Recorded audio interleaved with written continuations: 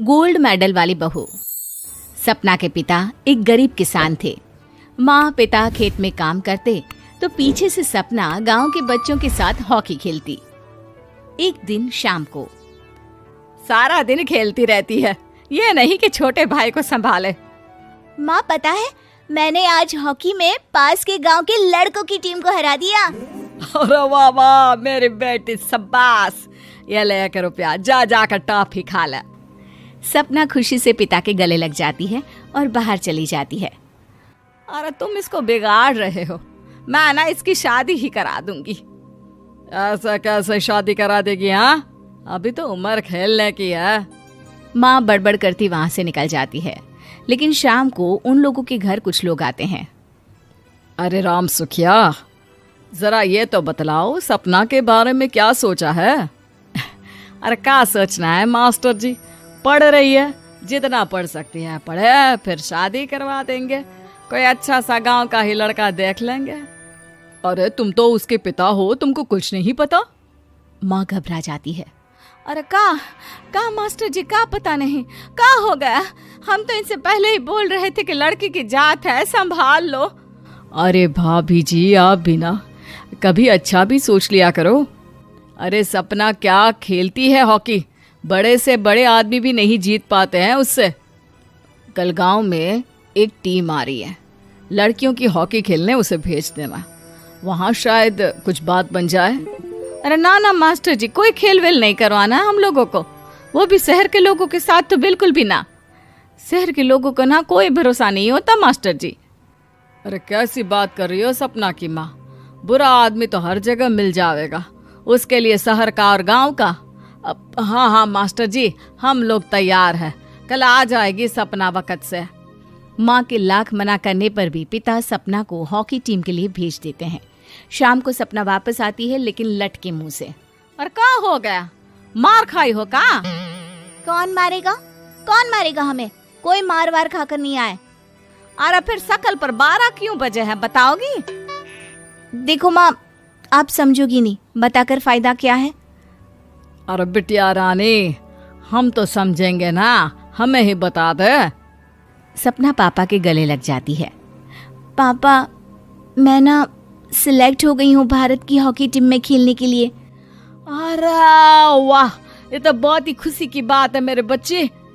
फिर मेरी गुड़िया काहे परेशान है? पापा, मुझे दिल्ली जाना पड़ेगा आगे की प्रैक्टिस के लिए। माँ जो सारी बात सुन रही होती है, जोर से चिल्लाती है। एक पैसा नहीं है मेरे पास, समझी? कुछ नहीं दूंगी। शादी के लिए लड़का फाइनल भी कर दिया है, कल्ले का बेटा, वो शादी कर लेगा तुमसे। सपना पिता की ओर देखती है। अरे देख सपना, खेलने दिल्ली जाना है तो सिर्फ इसी शर्त पे कि आकर कल्ले से बेटे से चुपचाप शादी कर लेगी, बोल। अरे ठीक है ना, कल्ले का बेटा तो बहुत ही समझदार है, सरकारी नौकरी है उसकी, मान गया वो तो सपना शादी कर लेगी। सपना भी धीरू, जो कि कल्ले का बेटा था, उसे जानती थी। वो मन ही मन सोचती है कि शादी तो वैसे भी होनी है, लेकिन माँ की ये शर्त मान गई तो जीवन जीने का एक मौका तो जरूर मिलेगा। हाँ, मुझे मंजूर है। हाँ, तो कल मैं उन लोगों को बुला लूं? पिता और सपना दोनों एक दूसरे को देखते हैं। अब माँ ठीक है ना, बुलाने की क्या जरूरत है, वो लोग पसंद कर रहे हैं ना मुझे, वही ठीक है। बस आप तो मेरा दिल्ली का बैग पैक कर दो। सपना दिल्ली जाती है, दिल्ली टीम के लिए खेलने के लिए। सपना खूब अच्छा खेलती है और गोल्ड मेडल जीत कर आती है। जब वो गांव आती है तो उसका जोरदार स्वागत होता है। हर कोई सपना सपना चिल्ला रहा होता है। और सपना के पापा, तुम्हारी बेटी ने तो गांव का नाम रोशन कर दिया है। गांव की तरफ से तुम लोगों को गांव में पक्का मकान और सपना को परिषद में पक्की नौकरी देने के लिए हम तैयार हैं। अरे वाह वाह, पक्का मकान, ये तो बहुत अच्छी बात है, लेकिन सपना की नौकरी नहीं चाहिए हमें। हाँ, कैसी बात कर रही हो सपना की माँ? लड़की की नौकरी रहेगी तो अपने पैरों पर खड़ी रहेगी, किसी के आगे झुकने की जरूरत ना पड़ेगी। अरे चुप रहो, हम तो नौकरी ना करते हैं, पर मजाल है कि किसी के आगे झुके हो। ना ना, हमारी बेटी नौकरी नहीं करेगी। पिता लाख समझाते हैं लेकिन माँ नहीं मानती। और फिर वो दिन भी आ जाता है जब सपना को अपने कहे अनुसार लड़के से शादी भी करनी पड़ती है। ससुराल में। ए बहू, तू रोज रोज सुबह कहाँ जाती है? घर का सारा काम निपटा कर कहाँ भागती है? माँ का घर तो पास ही है, वहीं निकल जाती है क्या? नहीं माँ जी, मैं हॉकी खेलने जाती हूँ, मुझे खेलना पसंद है। खेलना पसंद है?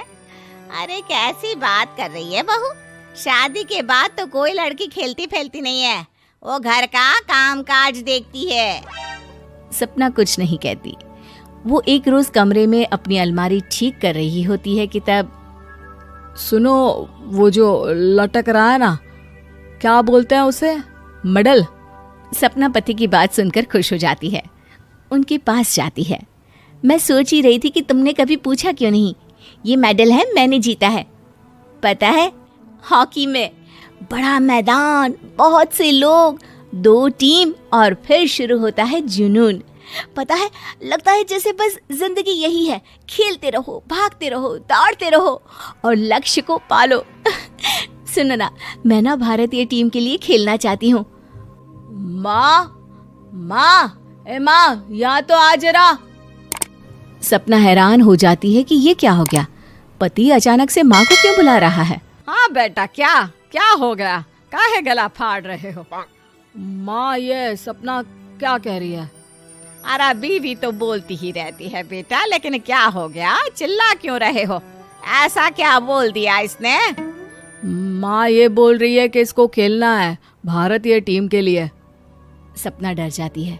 नहीं माँ जी, मैंने कहा कि मैं चाहती हूँ कि वो मैं बोला था ना, शादी के बाद कोई खेलता नहीं, घर का काम काज देखता है, लेकिन फिर भी।